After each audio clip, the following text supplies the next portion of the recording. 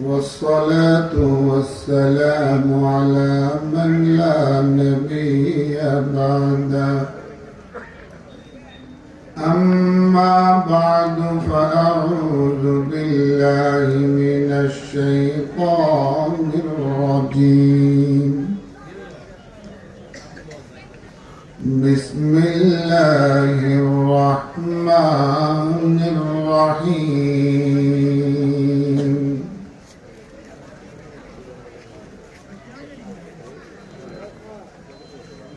وأوحينا إلى أم موسى أن أرضعيه فإذا خفت عليه فألقيه في اليم ولا تخافي ولا تحزني إنا رادوه إليك وجاعلوه من المرسلين. وقال النبي صلى الله عليه وسلم الإسلام يعلو ولا يعلى. آمنت بالله صدق الله مولانا العظيم وبلغنا رسوله النبي الكريم ونحن على ذلك لمن الشاهدين والشاكرين والحمد لله رب العالمين. اللهم صل على محمد وعلى آل محمد كما صليت على إبراهيم وعلى آل إبراهيم إنك حميد مجيد.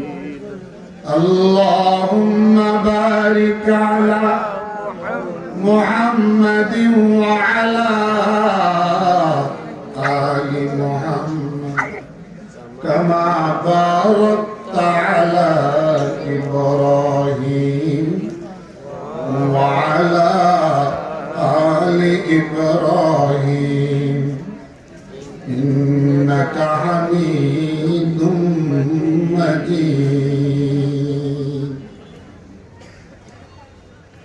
চাঁদপুর বড় station railway Madani দারুস সুন্নাহ মাদ্রাসার আজকের এই 20তম ওয়াজ ও দোয়ার মোবারক মাহফিলের সম্মানিত শ্রদ্ধেয় সভাপতি হযরত উলামায়ে কেরাম, বুজুর্গানে দ্বীন, মাশায়েখে আযম, এলাকার শ্রদ্ধেয় মুরব্বিয়ানে কেরাম, ব্যবসায়ী সমাজ,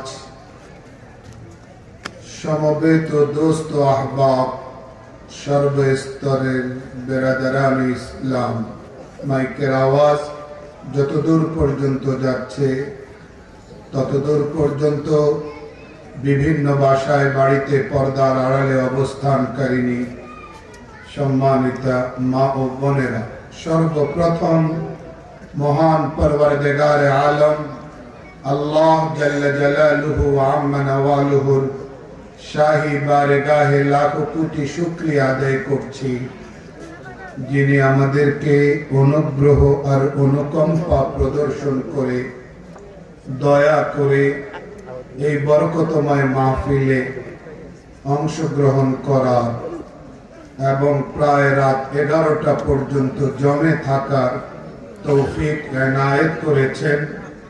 আমরা এর জন্য মহান রবের পরম করুণাময়ের শাহী দরবারে কালিমাতুশ শুকর পড়ে নেই। সবাই পড়ুন বলুন আলহামদুলিল্লাহ। মাদ্রাসার প্রয়োজনে সব মাহফিলে কালেকশন হয়, এটা মাদ্রাসার প্রয়োজন। বার্ষিক সভা মাদ্রাসার উন্নয়ন কল্পেই সাধারণত অনুষ্ঠিত হয়ে থাকে। তবে কালেকশনে অনেক জায়গায় মাহফিলের খুব বেশি ছন্দ পতন হয়। এই মাহফিলটা একটু ব্যতিক্রম, তেমন ছন্দ পতন হয়নি। কেউ চলে গেছেন, আমরা আশা করছি তারা মোনাজাতে শরীক হওয়ার নিয়তে আবারও আসবেন। আল্লাহ তাদেরকে তৌফিক দিন। আল্লাহ যেন মাদ্রাসাটাকে কবুল করেন। বহুত পুরাতন মাদ্রাসা, হযরত মুহতামিম সাহেব হুজুর দীর্ঘদিন পর্যন্ত পরিচালক হিসেবে দায়িত্ব পালন করছেন। আমাদের সকলের শ্রদ্ধেয় সম্মানিত ব্যক্তি, যিনি প্রতিষ্ঠাতাও বটে, হযরত মাওলানা মুফতি সিরাজুল ইসলাম সাহেব দামাত বারাকাতুহুম। আল্লাহ যেন তার হায়াতে আরো বরকত দান করেন।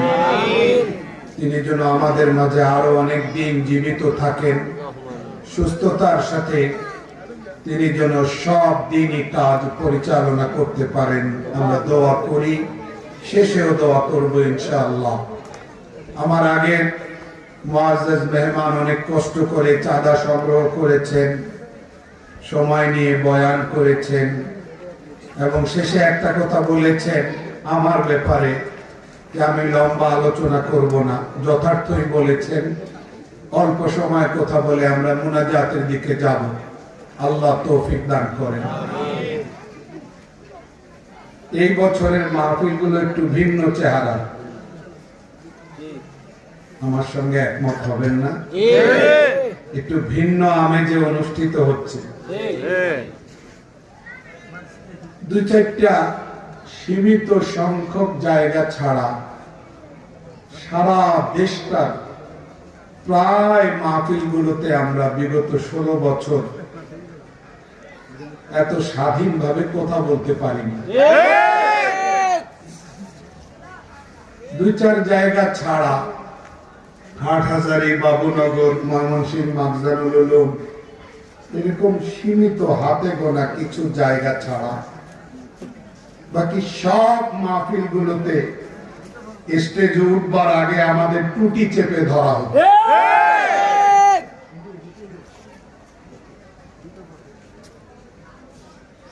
কখনো স্টেজে উঠবার আগে মোবাইলে বলা হতো, হুজুর আমাদেরকে বিপদে ফেলে দেন। বুঝাই যায় বিগত 16টা বছর দেশ ও জাতির জন্য এক শ্বাসরুদ্ধকর পরিস্থিতিতে কথা বলার অধিকার, মত প্রকাশের স্বাধীনতা ছিল না, ন্যায় বিচার পাওয়ার অধিকার ছিল না। গুম, খুন, বৈষম্যের জাতাকলে নিষ্পেষিত ছিলাম আমরা সবাই। সবশেষে আল্লাহ মুক্তি দিয়েছেন, আলহামদুলিল্লাহ। তবে এক সাগর রক্তের উসিলায়, অনেক শহীদের শাহাদাতের উসিলায়, অনেক আহতদের আহত হওয়ার উসিলায় স্বাভাবিক কারণে গলার আওয়াজ দিয়ে উঁচু স্বরে বলতে হয়, এত সব শহীদের রক্তের সাথে কোন রকম বেঈমানি দেশের মানুষ বরদাস্ত করবে না। প্রয়োজনে আবারও রক্ত বয়ে যাবে, গাদ্দারি চলবে না, বৈষম্য চলবে না, অবিচার চলবে না, দুর্নীতি চলবে না, টাকা পাচার করা যাবে না, ইসলাম ধর্মের প্রচার ও প্রসারে কোন ব্যারিকেড সৃষ্টি করা যাবে না। যারা আবার বৈষম্য চাপিয়ে দিতে আসবে তাদের বিস্তার ভেঙে দেওয়া হবে, ভেঙে দেওয়া হবে। ইসলামের কবিরা হুঁশিয়ার, সাবধান! ইসলামের দাওয়াত হুঁশিয়ার,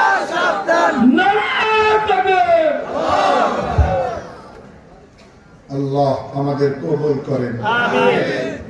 শত্রুরা হুঁশিয়ার হবেন, ইসলামের পক্ষ শক্তি স্ট্রং হবেন, সজাগ হবেন ইনশাআল্লাহ।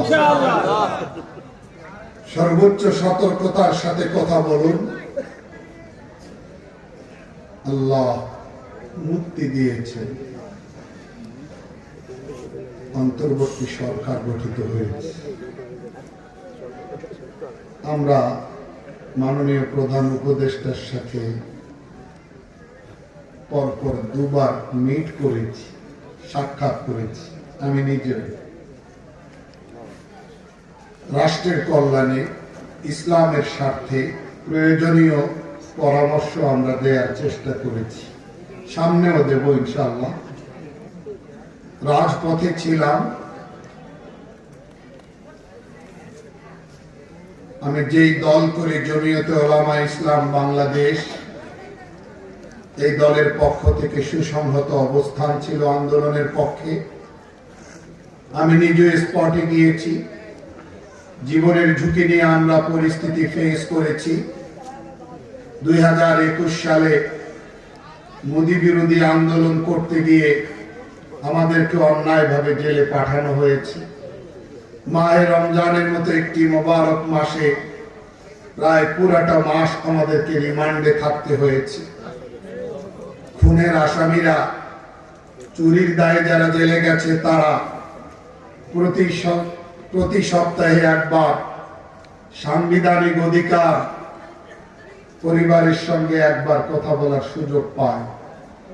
কিন্তু আমরা দুর্ধর্ষ আসামি ছিলাম, বুঝেন নাই?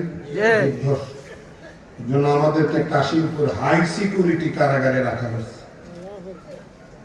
খুব হালকা পাতলা আসামি না, অনেক মামলা, ডেঞ্জার আসামি ছিলাম, হাই সিকিউরিটিতে রাখা হয়েছে।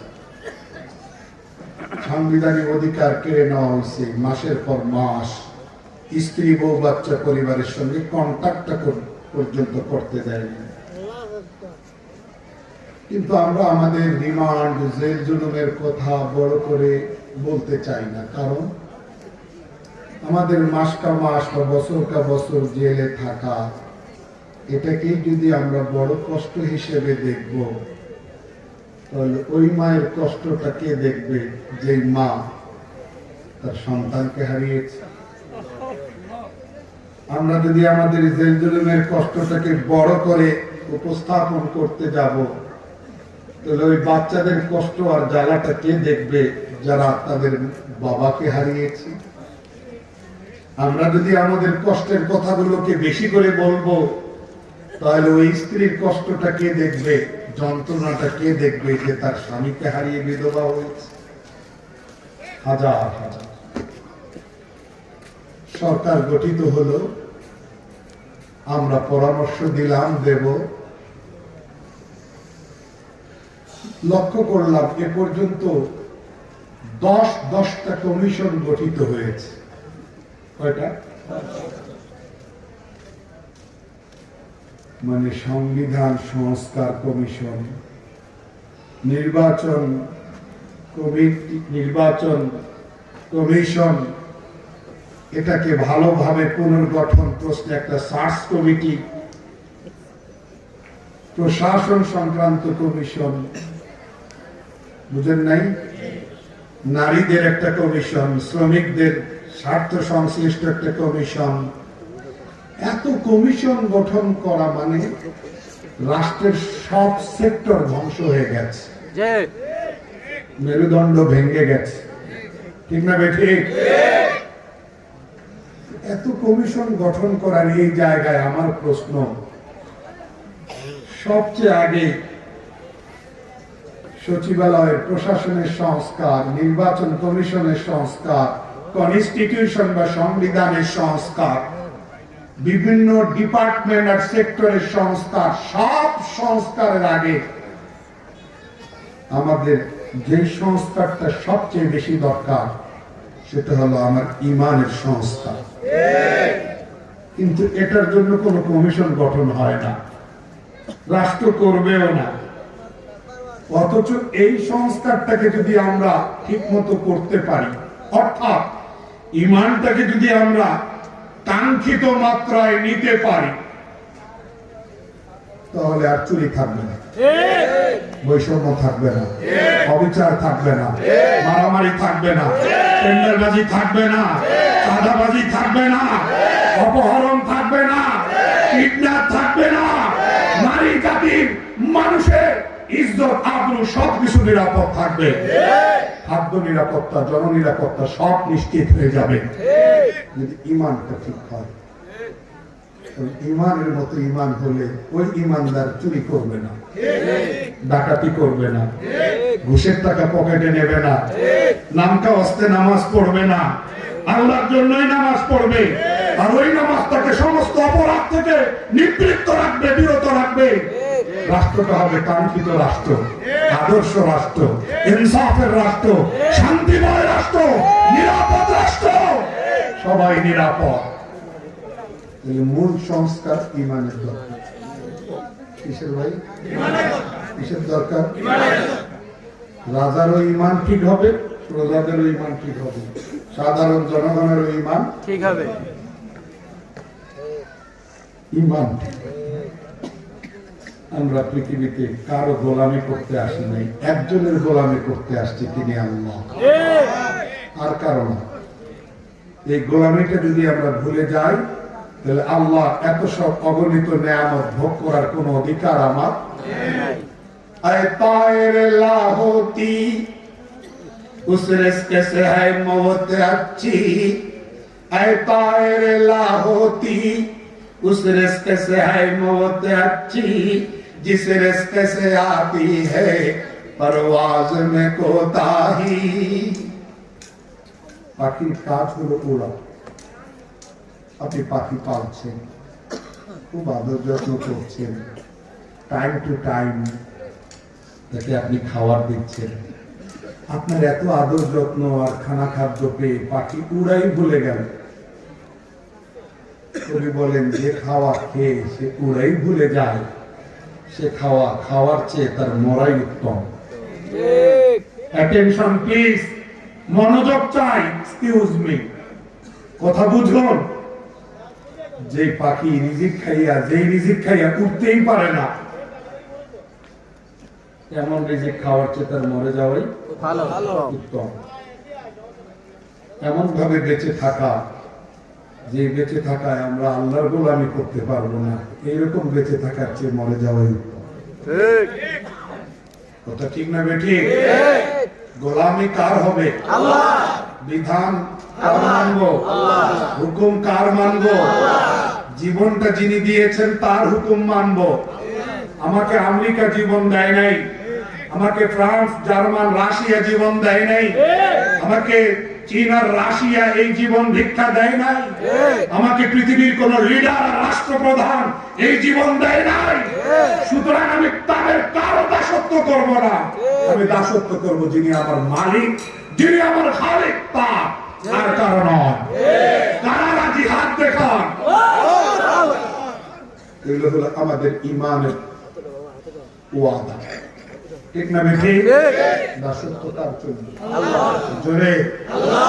ওই আল্লাহ আমার হেফাজতের জিম্মাদার কিনা? আমাকে রক্ষা করার জিম্মাদার কিনা? আল্লাহ। আমাদের এই জায়গায় সাহসটা নষ্ট হয়ে গেছে, ঈমানের ফিলিংসটা মরে গেছে, যার জন্য অন্যায়ের প্রতিবাদ করার আগে দেখি এই কথা কইলে তো আমাদের মেরে ফেলবে। অস্ত্র তো দুই রকম, একরকম অস্ত্র অফার, অনার, কোপ, বুঝেন নাই? কি চান নিয়ে যান, মুখটা বন্ধ রাখে। এমপি হবেন, মন্ত্রী হবেন, ফাইনাল, কোনো সমস্যা নেই, আমাদেরটা মানে। এইটা যদি কাজ না হয়, জালেমের দ্বিতীয় অস্ত্র একবার শেষ করে ফেলবে। খবরটা তো দুই রকম অস্ত্র, প্রথমে একটা, প্রথম অস্ত্র যদি অকার্যকর হয়, পরে দ্বিতীয়টা শেষ। ঈমান যদি মজবুত হয়, দুইটা অস্ত্রই সেই মর্দে মুজাহিদ প্রকৃত মুমিনের কাছে জালিমের দুই প্রকার অস্ত্র ব্যর্থ হতে বাধ্য। तौहीद की अमानत सीनों में है हमारा, तौहीद की अमानत सीनों में है हमारा, आसान नहीं नामो निशान मिटाना हमारा। बातिल से दबने वाले आसमान नहीं हम 100 बार कर चुका तो इम्तिहा हमारा। যদি ইমানের মতো ইমান হয় তাহলে আল্লাহর দুয়ার ছাড়া আর কারো দরবারকে ঠিকানা বানাবো না, কারো রক্ত চক্ষুর পরোয়া করবো না, কারো চোখ রামদানিকে ভয় পাবো না, জেল জুলুম বুলেট বোমাকে তোয়াক্কা করবো না।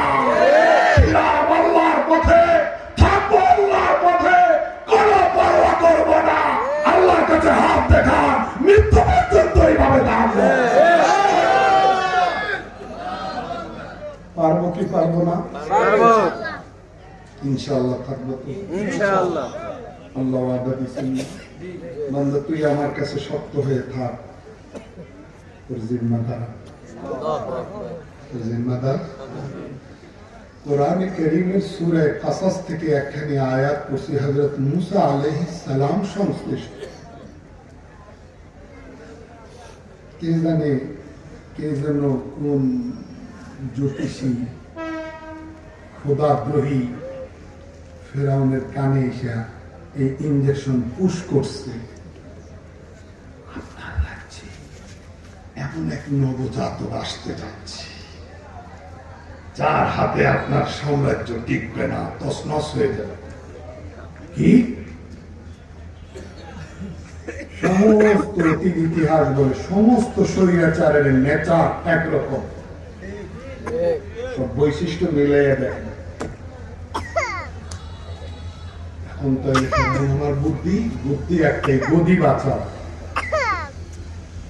যে বাচ্চাই আসবে আপনার ডেলিভারি মেরে ফেলে, পার্টিকুলারলি কোন পুত্র সন্তান জীবিত থাকবে। হাজার মারো লাখ মারো কোনো যায় আসে না, আমার গদি থাকতে হবে। এটা হলো স্বৈরতন্ত্র, এটা হলো ডিক্টেটরশিপ। কথা বুঝে আসছে না? আসে না?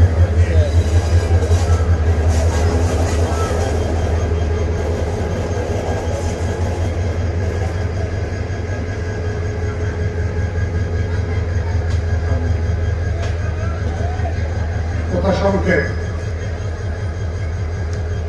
ফেরাউন সমস্ত শিশুকে, নবজাতককে গণহারে হত্যা করার সিদ্ধান্ত নিল।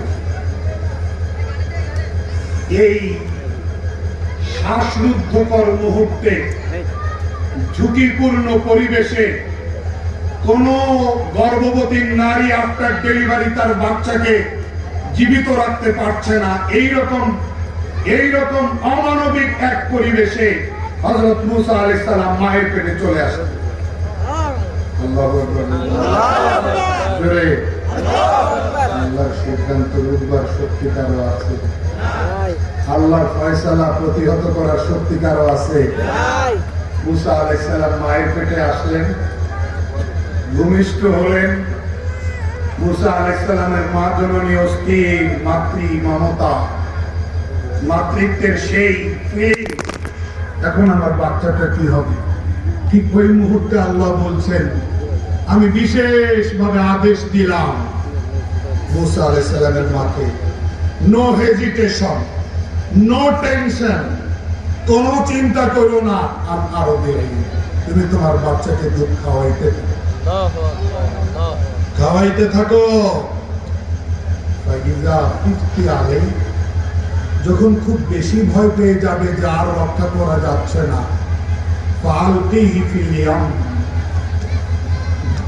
বাচ্চাটাকে বাক্সে ঢুকাইয়া বাক্সটাকে নদীতে, সাগরে ভাসায় দাও।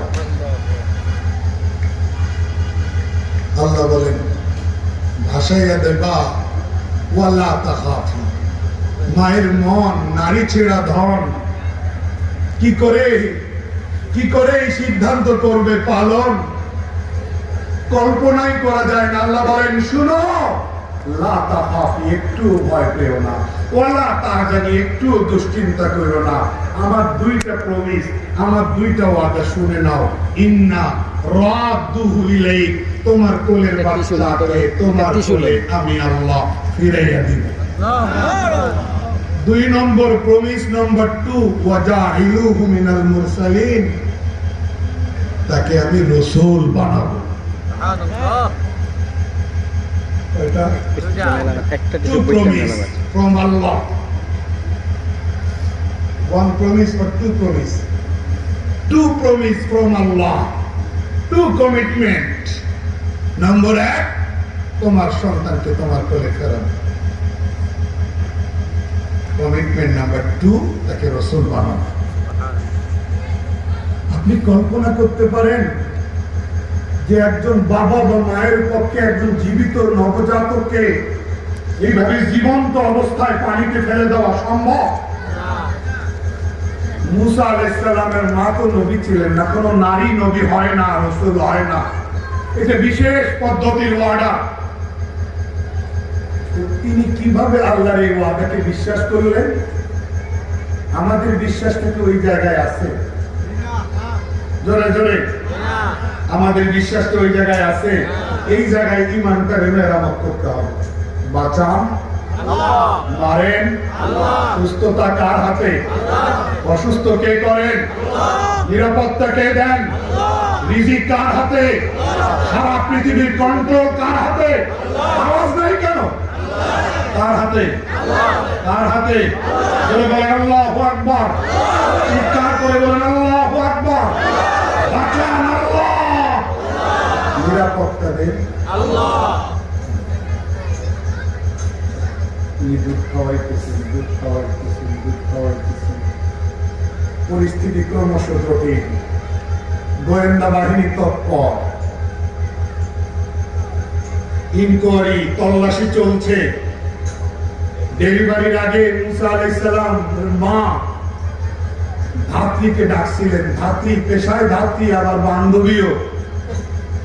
মুসা আলাইহিস সালামের মা ডাকে বলেন, তুমি ধাত্রীও বটে, তুমি তো আমার বান্ধবীও লাগো, তুমি তো গোপনীয়তা রক্ষা করো, তুমি অনেক জায়গায় কইয়া দাও, ডেলিভারির কাজ করিয়া আবার প্রশাসনকে লাগাইয়া দাও যে অমুক জায়গায় একটা বাচ্চা হইছে, তোমার ইনফরমেশন পাইয়া প্রশাসন আইসে আবার মাইরা পালায়। আমার এই বাচ্চাটার জন্য ডেলিভারির পরে তুমি এই কামটা করিও না, তুমি না আমার বান্ধবী। ভাই কথা বললে কিন্তু হবে, তুমি না আমার বান্ধবী। বান্ধবী তো ঠিক আছে, আমি কথা দিলাম আমি এরকম বিশ্বাসঘাতকতা করবো না।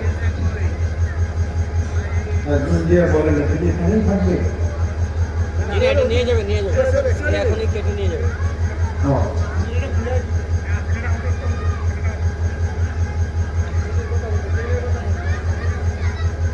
শুনে ধাত্রী বললেন, শুনছেন আপনারা? বলবো ওয়াদা দিয়ে আবার নিজ জায়গায় এসে বলে, এই খবর দিয়ে তো আমি অনেক কামাই করি, কোথায় কোন বাচ্চা জন্ম ভূমিষ্ঠ হইল, আমি তো ধাত্রী, আমার কাছে প্রশাসন আসে, আমি কইয়ে দিলে আমার তো অনেক মাল পানি দেয়, এইটা আবার ছাড়া যায়, আমি ঠিকই কইয়ে দিই। যখন ভূমিষ্ঠ হলেন আর ধাত্রী বাচ্চা মুসা আলাইহিস সালামকে কোলে নিলেন, আল্লাহ যে চেহারায় এত মায়া দিছেন, এত সৌন্দর্য দিছেন, ওই ধাত্রী কোলে মুসা আলাইহিস সালামকে নেওয়ার পরে তার চিন্তা চেতনা পরিবর্তন হয়ে গেল। সে সিদ্ধান্ত নিল, না, এইরকম মায়াবী চেহারার বাচ্চার খবরটা আমি দেব না। আল্লাহ যদি নিরাপত্তা দিতে চান, মনোভাব পরিবর্তন করেও নিরাপত্তা নিশ্চিত করেন। এই ফার্স্ট নিরাপত্তা।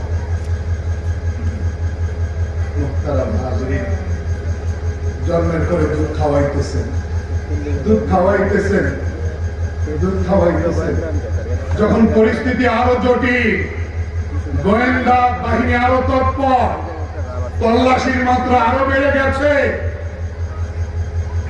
তখন আল্লাহর নির্দেশনা অনুযায়ী তিনি কাঠমিস্ত্রির কাছে গেলেন। একটা বাক্স বানাই রাখা।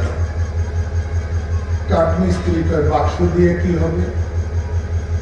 নবীর মা, রাসূলের মা, কোন রকম মিথ্যাচার নাই, পুরা সোজা চাপটা, সোজা সাপটা সত্যটা বলে দিলেন আমার নবজাতকের সুরক্ষার জন্য।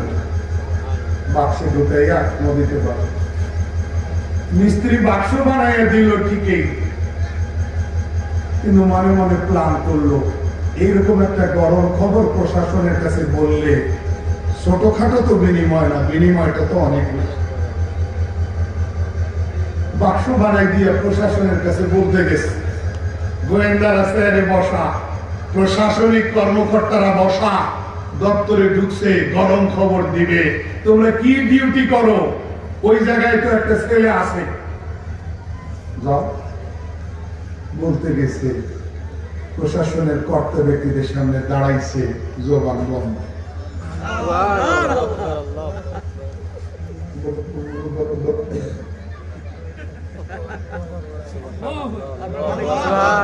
চিৎকার করে বলবেন না আল্লাহ, গলার আওয়াজ বাড়াইয়া বলবেন না আল্লাহ। কোন জায়গায় কি করতে হয় এটা আল্লাহ জানেন কি জানেন না? এটাই তো আসল শক্তি। মিস্ত্রি সাহেবের জবান দিতে গেছে, খালি ঠোঁট নাড়ায়, কোনো সাউন্ড নেই। অনেকক্ষণ অপেক্ষা করার পরে এরা থাপ্পড়, কাজের ডিস্টার্ব করতেছি, কি করতেছি, কি করতে গেল খবর দিতে, থাপ্পড় খাইয়া লাঞ্চিত হয়ে গেল। কিছু দূর আসার পরে আবার জবান খুলছে। শিক্ষার কথা ছিল কিন্তু শিক্ষাটা হয়নি। জবান পাওয়ার সাথে সাথে কিরে আমি তো কথা কইতে মারিয়ে, বুঝলেন? আমি তো কথা কইতে মারিয়ে, আমি তো কথা বলতে পারতেছি। এইরকম খবর দিলে তো অনেক টাকা দিবে। লোক সামলে আবার সেকেন্ড টাইম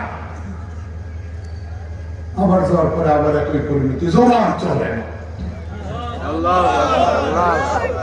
কার দেওয়া জবান দিয়ে কথা বলি? বিড়ি দেই মাসে? হ্যাঁ, মোবাইলে তো ঠিকই মিনিট 3, এখানে বিল দেই। জবানের বিল নেন না আল্লাহ, চোখের বিল নেন না আল্লাহ, কানের বিল নেন না আল্লাহ, নাকের বিল নেন না, মুখের বিল নেন না, পায়ের বিল নেন না, হাতের বিল নেন না, কোনো কিছুর বিল নেন? রবকে মানবো কি মানবো না? হাত দেখায় আর একবার, আল্লাহু আকবার। জবান বন্ধ হয়ে গেছে, আবার থাপড়ানি খাইয়ে বাইরে।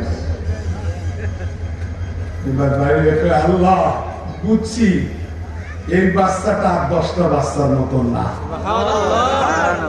এই নবজাতক আর 10টা নবজাতকের মতন একটা বেশ কম আছে, রহস্য কিছু একটা আছে, না হলে আমি ভালো মানুষটার জবান এইরকম হওয়ার কথা না। বারবার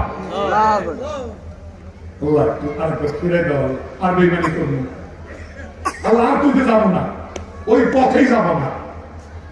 আল্লাহ বারবার ছাড় দেন, কিন্তু ওয়াদা ভঙ্গ করলে শেষবারে এসা আর ছেড়ে দেন না। ছাড় দেন, ছেড়ে দেন না। নমরুদকে ছাড় দিয়েছেন, ফেরাউনকে ছাড় দিয়েছেন, আব্রাহামকে ছাড় দিয়েছেন, কথা বলেন না কেন? হামানকে ছাড় দিয়েছেন, সাদ্দাতকে ছাড় দিয়েছেন, সমস্ত স্বৈরাচারকে ছাড় দিয়েছেন। বাংলাদেশেরও জালিমের ছাড় দিয়েছেন, ছেড়ে দেন না।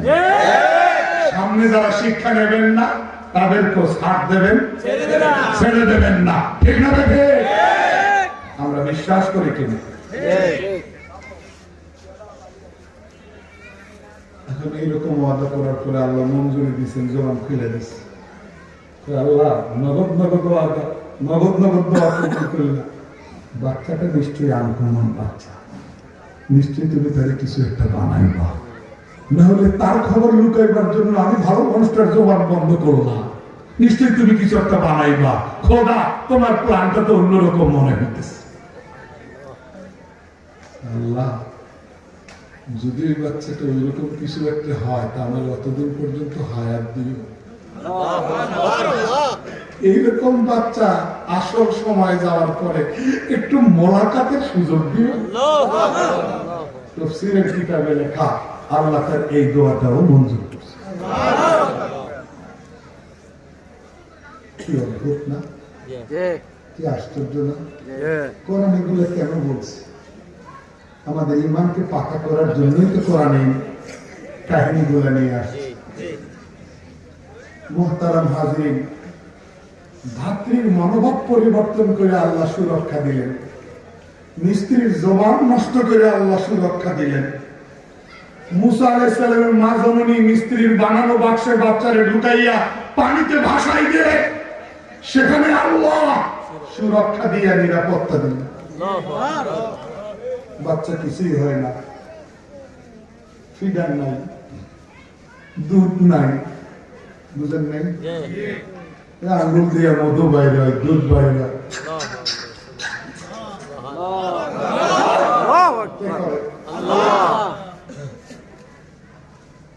সব আল্লাহ। এইরকম ক্ষমতা পৃথিবীতে আর কারো আছে? যদি কারো না থাকে তাহলে পৃথিবীর কারো সুপার পাওয়ার হওয়ার অধিকার নেই। এইরকম অস্বাভাবিক ক্ষমতার মালিক যিনি, তিনি সুপার পাওয়ার। ज़हन में जो गिर गया वो ला इंतहा क्यों कर हुआ, ज़हन में जो गिर गया वो ला इंतहा क्यों कर हुआ, जो समझ में आ गया फिर वो खुदा क्यों कर हुआ। আল্লাহর ক্ষমতা মাপার কোন মেশিন নাই, কম্পিউটারে মাপা যাবে না। যদি আল্লাহর ক্ষমতা মেপে কিনারা পাওয়া যাবে, আল্লাহ তো আল্লাহ হওয়ার যোগ্যই না। আল্লাহর ক্ষমতা মাপা যাবে না বলেই তো আল্লাহ। আল্লাহ যদি লাগে ফিডার ছাড়া, দুধ ছাড়া, গাভী ছাড়া, পাউডার ছাড়া, আল্লাহ আঙ্গুল থেকে খাদ্য বের করে। আমরা চিনলাম না, আমরা দরবার চিনলাম না, চিনছি সমস্ত নকল ঠিকানা গুলাকে চিনছি, সমস্ত বাজে ফালতু ঠিকানা গুলাকে বেছে নিচ্ছি। এই জন্য তো ইমানের শক্তি নাই। যদি চিনতাম তাহলে থরথর করে কাঁপতো জালিম। ঠিক না বেঠি? এমন ইমান বানানোর দরকার আছে না? আল্লাহ নদীতেও বাচ্চা ভাসাইতেছেন, আবার জীবিত রাখতেছেন। বাক্স ডুবেও না, বাক্সের নৌকার মতো চালাইতেছেন। আবার বাক্স হোক, দুশ্মন যে ফেরাউন পশুর মতো নবজাতক হত্যা করতেছে, ওই দুশ্মনের বাড়িতে আবার বাক্সটা তুলে দিতেছেন। বাক্স খোলার পরে ফেরাউন এই কোন ছেলে, সমস্ত নবজাতককে মারলাম, এর মধ্যে এটা আবার কে? না না, এইটার দিকে চোখ দিও না, তোমার অন্য বাচ্চা নেই, এটা রাখিয়ে দাও, এটা রাখিয়ে দাও, কাজে আর ইমান ওই জায়গাতেই মেরামত করতে হবে। কোন মা বা বাবা এই জীবন্ত বাচ্চাকে ফেলে দিয়ে আয়েশা ঘুমাইতে পারবে না? মুসা আলাইহিস সালামের মা ঘুমাইছেন, ঘুমো হইছে। কোরআন বলছে ওয়া আসবাহা ফুআদু উম্মি মুসা ফারিগ, ঘুম থেকে উঠছে যেন একবারে mentally fresh, no hesitation, no tension, no pain, কোনো ব্যথা নাই, কোনো টেনশন নাই, কোনো চিন্তা নাই, কোনো শঙ্কা নাই, কোনো উদ্বেগ নাই, কোনো উৎকণ্ঠা নাই, ফ্রেশ। কোরআন বলছে এমন ভাবে তার মনটাকে আমি ফ্রেশ করছি, ঘুমাইছেও ভালো, ঘুম থেকে উঠছে, সকাল হয়েছে, একবারে একবারে টেনশনলেস। সুবহানাল্লাহ। কি করছেন? আল্লাহ। কলব কার কাছে? আল্লাহর কাছে। কলবের চিন্তাযুক্ত বানান কে? আল্লাহ। চিন্তা মুক্ত করেন কে? আল্লাহ। ওই আল্লাহকে না দিলে হবে, ওই আল্লাহর কাছে না ছুটলে হবে। রমজান মাসে তারাবির, দ্বিতীয় তারাবির 16 রাকাত পড়ার পরে কলিং বেল টিপ্পা ডিবি 2 গাড়ি হাজির। সালাম ফিরাইলাম, দরজা খুললাম, শুট প্যান্ট পরে দরজা খোলার সাথে সাথে আমার বেডরুমে চলে যায় উইদাউট মাই পারমিশন। ধমক দিয়ে পেলাম, কথা বলো আমার সাথে, আমার অনুমতি ছাড়া আমার বেডরুমে আমার স্ত্রীকে তো আমার ভাইও কোনোদিন দেখেনি। এইরকম পর্দা তার। তাই পর্যন্ত তোমরা সময় ঢুকে যেতেছো কেন? মোবাইল গুলো নিতেছি সব হাতে, মোবাইল গুলো আমার কাছে চাই। আমি হট টকিং গুলো, তর্ক বিতর্ক করে নিয়ে গেল। রাত 11টা থেকে একবারে রাত 2টা পর্যন্ত বাচ্চারা কি অবস্থায়, বউ কি অবস্থায়, কোনো খবর নেই। পরে দেখলাম মাথা গরম হয়ে আসি, পাই পুরাজের জীবনে কোনো যোগাযোগ নাই। আরো কি করোনার তামাশা, বাজারে করোনা নাই, ব্যাংকে করোনা নাই, বুঝেন নাই, সচিবালয়ে করোনা নাই, করোনা মসজিদে জামাতের সাথে নামাজ পড়া যাবে না। ভুলে গেছেন এই তামাশা হয়নি? এই তামাশাটা কেন করছে? অসংখ্য আলেমকে জেলে নেওয়ার পরে প্রতিবাদ যেন না হয়, এই জন্যই তামাশা। বুঝি আমরা সব। যখন দেখলাম কোন রাস্তা নাই, মাথা টেনশনে গরম, মনে হার্ট অ্যাটাক করে মারা যাবে, তখন মনে হলো আমি না আলেম, কিতাবে না পড়ছি, কোরআনের হাদিসে কত জায়গায় পাইছি, আল্লাহ তো আছে। নামাজে দাঁড়াই গেলাম উজু বানাইয়া, আর এক রাকাতে 1 পারা 2 পারা করে পড়তেছি, বড় পাও ব্যথা করে না, কোন রকম অস্থির লাগে না, মজা আসলো। এক পর্যায়ে মনে হলো আল্লাহ, এইরকম জেল তো ভালো, যেই জেলে তোমার সঙ্গে এইরকম কন্টাক্ট হয়, যেই জেলে 1 রাকাতে 2 পারাতে রাত হয়, যেই জেলে হাঁটু ব্যথা করে না, পা ব্যথা করে না। আল্লাহ মুক্ত জীবনে মুক্ত বাতাসে কখনো তো 1 রাকাতে 2 পারা কোনোদিন পড়ি নাই। জেলে গিয়া আল্লাহকে কাছে থেকে দেখা যায়, আল্লাহ যে একজন আছে বুঝা যায়। লাইসাল বালিয়াতু ফি আইয়ামিনা জাবা, লাইসাল বালিয়াতু ফি আইয়ামিনা জাবা, বালিস সালামাতু ফিহা আজাবুল লাজবি, বালিস সালামাতু ফিহা আজাবুল লাজবি। হযরত আলী রাদিয়াল্লাহু আনহু বলে, আরে বিপদ থাকাটাই তো স্বাভাবিক, বিপদ না থাকাটাও অস্বাভাবিক। ইমানদারের জীবনে তো বিপদ থাকবেই। কি বলেন? এই রাস্তা ফুলবাগিচা না, এই রাস্তা কুসুমাস্তীর্ণ রাস্তা না, এটা কণ্টকাকীর্ণ রাস্তা। মুমিনকে সাধনা করতে হবে, তাহলে সফলতার মাইল ফলক স্পর্শ করা যাবে। শত্রুর ঘরে গিয়ে উঠে দিলেন,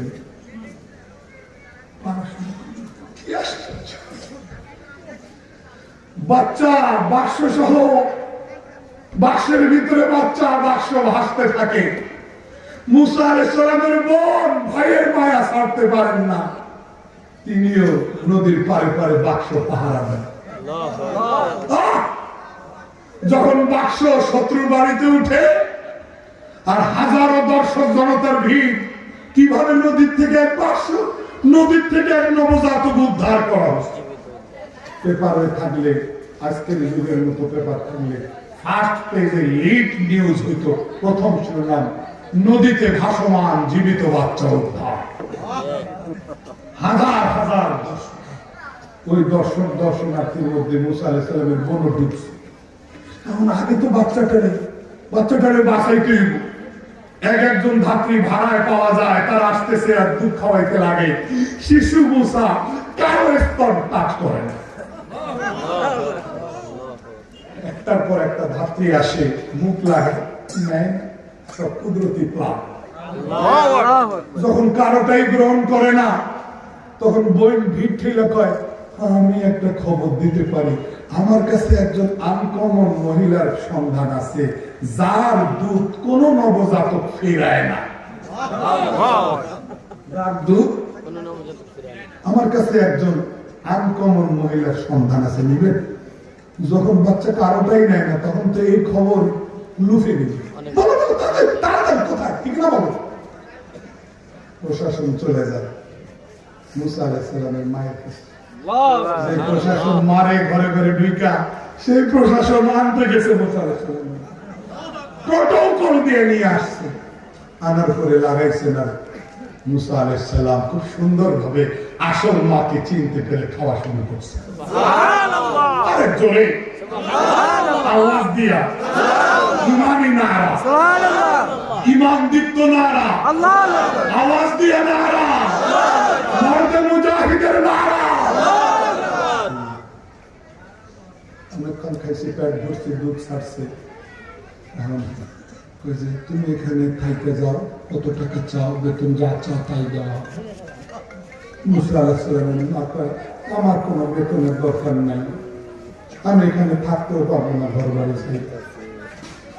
তাহলে আর কারোটা খায় না, তোমারটাই খাইছে, আর কারোটা গ্রহণ করে না, তোমারটাই গ্রহণ করছে, কারণ তুমি থাকবা না।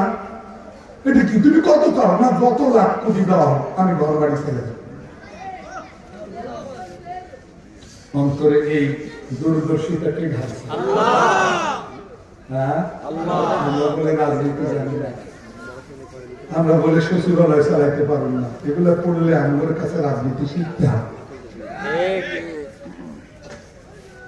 তুমি কি চাও?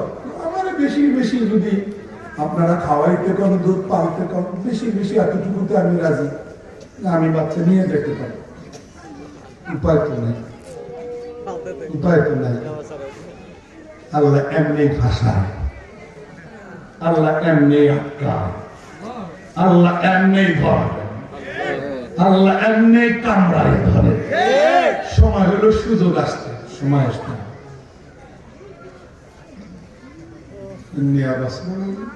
আল্লাহ ওয়াদা করছে, ইন্না রাদ্দুহু ইলাইক, আমি তোমার কোলের বাচ্চা কোলে ফিরে দিই। দিলেন কি জানেন? রাসূল বানাবো, বানাইছেন কি বানানো? তুমি ওই আল্লাহরে চিনি না কেন?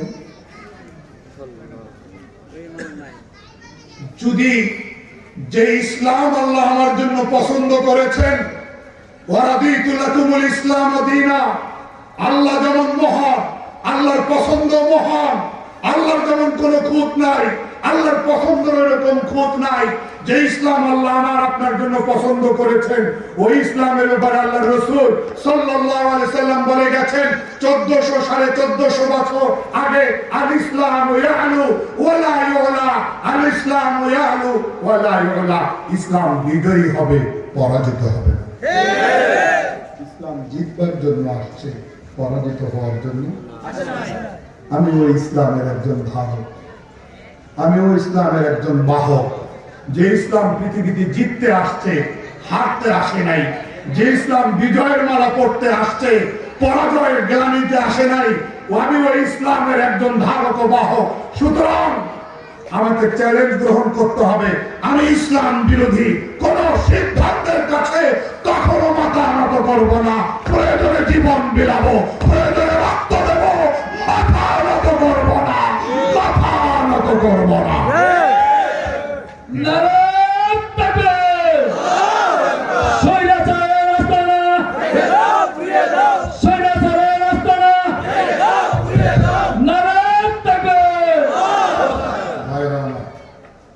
অনেক কষ্টে, অনেক রক্তে আমরা স্বাধীন হয়েছি। ইসলাম নিয়ে আর সিনেমিনি খেলতে দেওয়া হয়। আল্লাহ যদি ইসলামের জন্য জানতেন নেন, শহীদ যদি হয়েও যায়, আল্লাহ যদি কবুল করে, এটা দুর্ভাগ্য না সৌভাগ্য? জোরে সৌভাগ্যটার মধ্যে আবার তো পিস্তান কেন, পালা পালা, এটা কেন কইতেছি? সৌভাগ্য পালাবো কেন? আচ্ছা, জানটা যদি দিয়েও দেই, আল্লাহটাই তো আল্লাহকে দিলাম, আমার কি দিলাম? জানটা যদি কি আমারটা কি দিলাম? আমারটা দিলাম? এই জান দিছে কে? আল্লাহটাই আল্লাহকে দিলাম, আমার কি দিলাম? জান दी हुई तो उसी की हक तो ये है कि हक अदा नहीं। জীবন যদি আল্লাহ নেন, ওই জীবনটা কি আমার? কার? আল্লাহ তাআলা ওইভাবে নিছেন যেইভাবে নিয়া আল্লাহ আমাকে বেহেশত দেবেন। আমার তো কোনো আয়ুতাস করার কিছু নাই। তাহলে মুসা আলাইহিস সালামের এই সূরাতুল কাসাসের ঘটনা শুনে যত সামান্য আলোচনা শুনে আমি কি শিখলাম? আল্লাহ চাইলে পানিতেও বাঁচান, আল্লাহ চাইলে কোন রকম জাহেরি উপকরণ ছাড়াও বাঁচান, আল্লাহ চাইলে ধাত্রীর মনোভাব পরিকল্পনা বদলাইয়া বাঁচান, আল্লাহ চাইলে কাঠ মিস্ত্রির জবান বন্ধ করিয়া বাঁচান, আল্লাহ চাইলে শত্রুর ঘরে পয়গম্বরকে লালন পালনের পরিবেশ বানান। আল্লাহ চাইলে নিরাপত্তা দিতে চাইলে দুর্গ লাগে না, আল্লাহ চাইলে কামান লাগে না, আল্লাহ চাইলে নিরাপত্তা প্রহরী লাগে না, আল্লাহ নিরাপত্তা দিতে চাইলে গার্ড অফ রেজিমেন্ট লাগে না, আল্লাহ নিরাপত্তা দিয়া বাঁচাইয়া রাখতে চাইলে প্রশিক্ষিত ডগ স্কোয়াড লাগে না, আল্লাহ চাইলে খোলা ময়দানেও শত্রুদের মাঝখানেও বাঁচাইতে পারে। তাহলে আমি অন্যায়ের প্রতিবাদকারী হব না অন্যায়ের সমর্থনকারী হব? প্রতিবাদকারী হব। তাহলে রাষ্ট্র হবে, না হলে রাষ্ট্র হবে না। তাহলে দ্বীনি শিক্ষা চলবে, না হলে চলবে না। তাহলে আমরা কি শিখলাম? আমাকে মারনে ওয়ালা আল্লাহ, বাঁচানে ওয়ালা আল্লাহ, খিলানে ওয়ালা আল্লাহ, পালনে ওয়ালা আল্লাহ, চালানে ওয়ালা আল্লাহ। উপর থেকে দেখতেছেন, কোন সন্দেহ আছে? আমার বাড়িতে খানা পিনা আছে নাই, আছে কি নাই আল্লাহ জানেন না? সুতরাং আল্লাহ সব দেখতেছেন। আমাকে ইসলামের জন্য উৎসর্গ হইতে হবে, দ্বীনের জন্য। পারবো? এই মাদ্রাসার খিদমত করব, ভালো কাজে তাআউন সহযোগিতা করব, রাজি আছি। আল্লাহ সবাইকে এই কথাগুলোর উপরে আমল করার তৌফিক দান করেন। আল্লাহ আমাদের সবাইকে মঞ্জুর করেন। আমিন। ওয়া আখিরু দাওয়ানা আলহামদুলিল্লাহ। আলহামদুলিল্লাহিল্লাযী হাদানা লিহাযা ওয়া মা কুন্না লিনাহতাদিয়া